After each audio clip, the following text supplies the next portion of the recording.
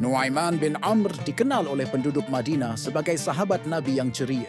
Di majelis, ia sering melontarkan kata-kata yang membuat orang tersenyum. Kehadirannya ringan, tidak menekan, seolah membawa udara segar di tengah kesibukan para sahabat. Namun hanya sedikit yang tahu, ketika malam tiba dan kota Madinah mulai sunyi, Nuaiman berubah menjadi pribadi yang berbeda. Pada suatu malam, setelah sholat Isya, Nuaiman tidak langsung pulang. Ia tetap duduk di sudut masjid, memandangi langit yang gelap melalui celah pintu. Satu persatu sahabat meninggalkan masjid, lampu-lampu redup, suara langkah kaki menghilang. Di saat itulah hatinya mulai berbicara. Nuaiman mengingat perkataannya di siang hari, candanya yang berlebihan, dan kesalahan-kesalahan kecil yang sering ia lakukan.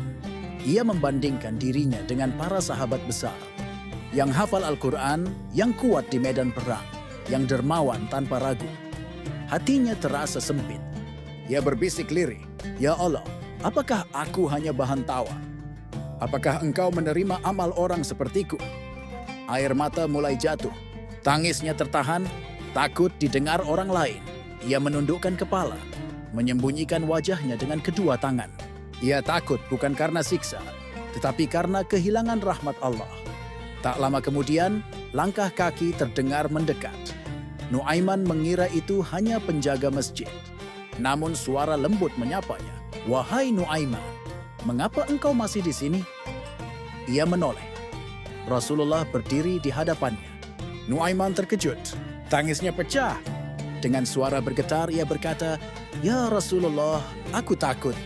Aku sering salah. Aku takut Allah tidak mengampuniku." Rasulullah duduk di sampingnya, tanpa jarak, tanpa penghalang. Dengan penuh kasih, beliau bersabda, "Wahai Nuaiman, jika Allah menutup pintu ampunan bagi orang yang terus kembali kepadanya, maka tidak akan tersisa satupun hamba." Kata-kata itu menembus dada Nuaiman. Beban yang ia simpan lama terasa runtuh. Ia sadar bahwa Allah tidak menuntut kesempurnaan, tetapi kejujuran hati. Malam itu, Nuaiman pulang dengan langkah ringan. Ia tetap Nuaiman yang sama, ceria, sederhana, penuh canda. Namun kini ia tahu, setiap langkah pulangnya selalu terbuka, jalan kembali kepada Allah. Kisah ini mengajarkan kita, tidak semua orang saleh terlihat serius. Ada yang tertawa di hadapan manusia, namun hatinya selalu gemetar di hadapan Allah.